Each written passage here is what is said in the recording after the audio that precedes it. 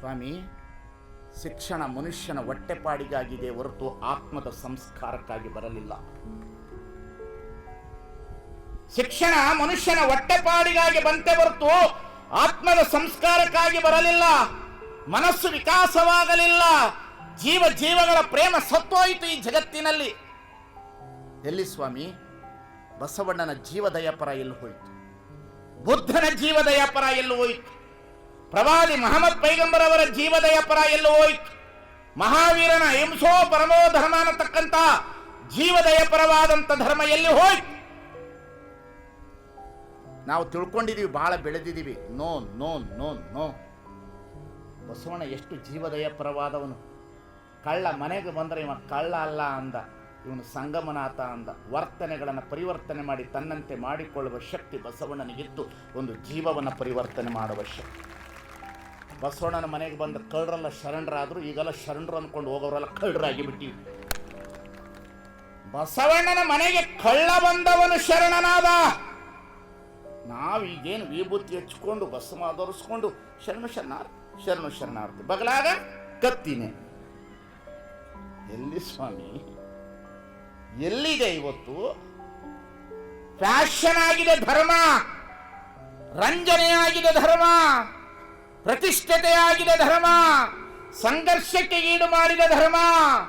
ಧಾರ್ಮಿಕ ಮುಖಂಡರು ಸಂಘರ್ಷಕ್ಕೆ ನಿಂತಿದ್ದಾರೆ. ನನ್ನ ಮಠ ದೊಡ್ಡದು, ಅದಕ್ಕಿಂತ ದೊಡ್ಡ ಮಠ ನನ್ನದು. ವಾಹ್! ನಾವು ನೋಡ್ಬೇಕು ಆ ಕಡೆ ನಮ್ಮ ಭಾಗದಲ್ಲಿ ಸ್ವಾಮಿಗಳ ಗಲಾಟೆ. ನೀ ಯಾವ ಕಾರ್ ತಂದೆ? ನೀನು ಯಾವ ಕಾರ್ ತಂದೆ? ಮೊದಲು ನಮ್ಮದು ಹೇಳ್ಕೋಬೇಕು, ಆಮೇಲೆ ನಿಮ್ಮದು ಹೇಳಬೇಕಾಗ್ತದೆ. ನೀನು ಯಾವ ಕಾರ್ ತಂದೆ? ನಾನು ಯಾರಿಗೆ ಯಾವ ಕಾರು? ಈ ಜಗತ್ತಿನಲ್ಲಿ ಧಾರ್ಮಿಕ ಮುಖಂಡರ ಮನಸ್ಸುಗಳು ಬದಲಾಗಬೇಕು. ಬೇರು ಚೆನ್ನಾಗಿತ್ತು, ಗಿಡ ಬಹಳ ಚೆನ್ನಾಗಿರ್ತದ.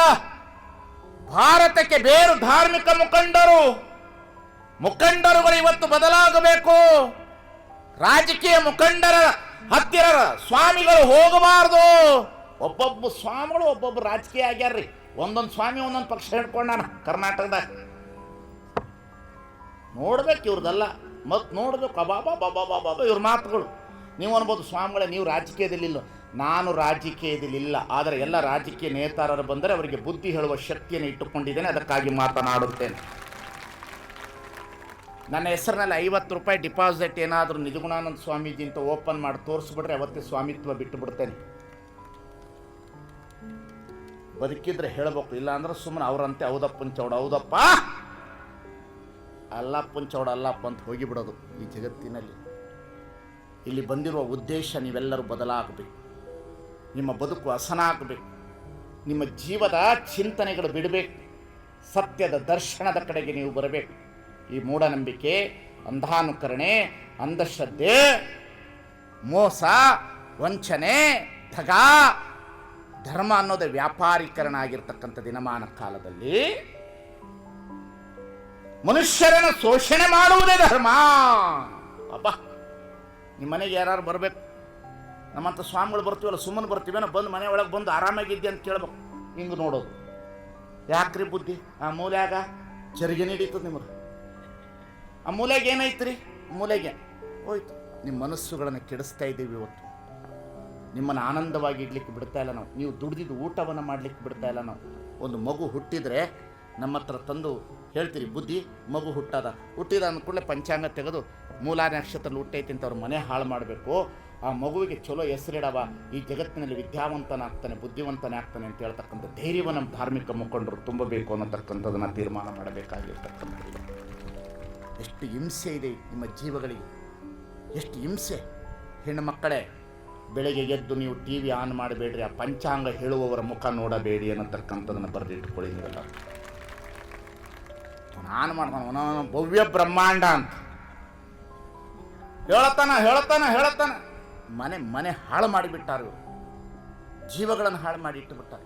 ಬೆಳಗ್ಗೆ ಎದ್ದು ಹೇಳ್ತಾರೆ, ತುಲಾರಾಶಿಯವರಿಗೆ ಇವತ್ತು ಬಹಳ ಕೆಟ್ಟ ದಿನ ಇದೆ, ಅವರ ಮೇಲೆ ನಿಮ್ಮ ದೃಷ್ಟಿ ಇರಲಿ ಅಂತ ಬರೆದಿಟ್ಟ ಅಂತ ಹೇಳ್ರಿ. ನಿಮ್ಮ ಗಂಡಂದು ತುಲಾರಾಶಿ ಇತ್ತು, ಪರಿಸ್ಥಿತಿ ಏನು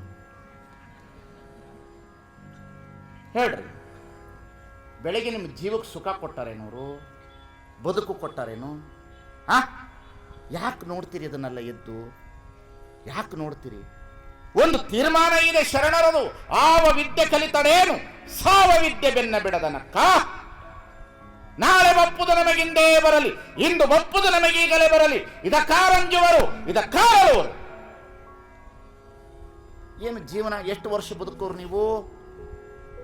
ಒಂದು 50 ವರ್ಷ ಚಲೋ, 60 ವರ್ಷಕ್ಕೆ BP, ಶುಗರು, ಕಾಲು ನೋವು, ಹಿಂಸೆ. ಹೋಗ್ತೀರಿ ಹೋಗ್ತೀರಿ ಹೋಗ್ತೀರಿ. ಆ ದೇವ್ರು ಕೊಡ್ತಾನೆ, ಈ ದೇವ್ರು ಸುಧಾರಿಸ್ತಾನೆ, ಆ ದೇವ್ರು ಸುಧಾರಿಸ್ತಾನೆ. ಯಾವ ದೇವರು ಸುಧಾರಿಸೋದಿಲ್ಲ, ಪೂಜಾರಿ ತಟ್ಟೆ ತುಂಬ್ತದ. ಯಾವ ದೇವರು ನಿಮ್ಮನ್ನು ಸುಧಾರಿಸೋದಿಲ್ಲ ಸ್ವಾಮಿ. ನಿನ್ನನ್ನು ನೀನೇ ಸುಧಾರಿಸಿಕೊಳ್ಳಬೇಕು, ನಿನ್ನ ಬದುಕನ್ನು ನೀನೇ ಕಟ್ಟಬೇಕು. ನೀನು ಮಾಡಿಕೊಂಡಿರುವ ಪ್ರಶ್ನೆಗೆ ನೀನೇ ಉತ್ತರವನ್ನು ಕಂಡುಕೊಳ್ಳಬೇಕು. ಈ ಸಮಾಜದಲ್ಲಿ ನಿಮಗೆ ಯಾರಾದರೂ ಸಹ ಎಲ್ಲ ವಿಚಾರಧಾರೆಗಳಿಗೆ ಉತ್ತರವನ್ನು ಕೊಡ್ತೇವೆ ಅಂತ ಹೇಳ್ತಾ ಇದ್ರೆ ಅದು ಮೋಸವಾಗಬಹುದು. ಕಾರಣ, ಈ ಸೃಷ್ಟಿಯಲ್ಲಿರುವ ಅಗೋಚರವಾದ ಶಕ್ತಿ ಯಾರಿಗೂ ಬದುಕಲಿಕ್ಕೆ ಬಿಡುವುದಿಲ್ಲ. ಕಾರಣ ಏನು? ಬಸವಣ್ಣನವರೇ ಬರೀತಾರೆ, ಜಂಬೂ ದ್ವೀಪ ನವಕಂಡ ಪೃಥ್ವಿಯೊಳಗಡೆ ಎರಡಾಳಿನ ಭಾಷೆ ಕೇಳಿರಯ್ಯ. ಕೊಲುವೆನೆಂಬ ಭಾಷೆ ದೇವನದಾದರೆ ಗೆಲುವೆನೆಂಬ ಭಾಷೆ ಭಕ್ತನದು ನೋಡ. ಸತ್ಯವೆಂಬ ಕೋರಲಗನ ಹಿಡಿದು ಸದ್ಭಕ್ತರು ಗೆದ್ದರು ನೋಡ ಕೂಡಲ ಸಂಗಮ ದೇವ. ವಚನ ಓದಬೇಕು, ಜೀವ ಬದಲಾಗ್ತದ. ಪುರಾಣ ಓದಿದ್ರೆ ಏನು ಬರ್ತದ? ಪುಂಡ್ರ ಗೋಷ್ಠಿ ಆಗ್ತದ.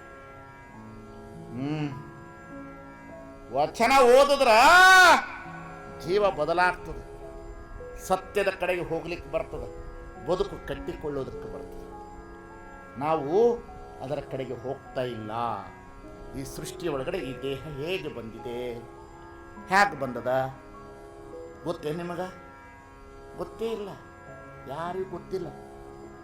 ನಮ್ಮ ಪುರುಷನ ಈ ಮಗು ಹುಟ್ಟಬೇಕಾರೆ ಅವರ ತಂದೆ ಕಾರಣ, ಅವರ ತಂದೆ ಹುಟ್ಟಬೇಕಾರೆ ಅವನ ತಂದೆ ಕಾರಣ, ಅವನ ತಂದೆ ಹುಟ್ಟಬೇಕಾರೆ ಅವನ ತಂದೆ ಕಾರಣ. ಇದು ಒಂದು ಕಡೆ ಅನಾವಸ್ಥತಾ ದೋಷ ಹೊಂದಲೇಬೇಕು. ಇದು ಹೊಂದಲೇಬೇಕಿದು. ಇದು ಯಾವತ್ತೂ ಇದು ನಿಲ್ಲುವುದಲ್ಲ. ಇದನ್ನ ಪ್ರಯೋಗ ಮಾಡಿದ್ರು ಅಧ್ಯಾತ್ಮವಾದಿಗಳು. ಯಾರು? ಈ ಜೀವ ಹೇಗೆ ಬಂತು ಅಂದ್ರೆ 8 ತತ್ವಗಳಿಂದ ಈ ದೇಹ ಬಂದಿದೆ. ಪೃಥ್ವಿ, ಅಪ್ಪು, ತೇಜ, ವಾಯು, ಆಕಾಶ, ಸೂರ್ಯ, ಚಂದ್ರ, ಆತ್ಮ, ಅಷ್ಟತನುವಿನ ದೇಹ. It's very beautiful. ಇದು ಅದಕ್ಕೆ ಶರಣರು ಇದನ್ನ ಡಿಫೈಡ್ ಮಾಡಿದ್ರು. ಕಣ್ಣು ಶಿವಲಿಂಗ, ಮೂಗು ಆಚಾರಲಿಂಗ, ಕಿವಿ ಪ್ರಸಾದಲಿಂಗ, ನಾಲಿಗೆ ಗುರುಲಿಂಗ, ಚರ್ಮ ಜಂಗಮಲಿಂಗ, ಮನಸ್ಸು ಮಹಾಲಿಂಗ, ಅಂಗ ಲಿಂಗಕ್ಕೆ ಗೂಡಾಯಿ, ಲಿಂಗ ಅಂಗಕ್ಕೆ ಗೂಡಾಯಿ. Very beautiful concept for the Sharana dharma. ಇದೆಲ್ಲ ಹುಟ್ಟಿದಿದೆ ಕಲ್ಯಾಣದಲ್ಲಿ.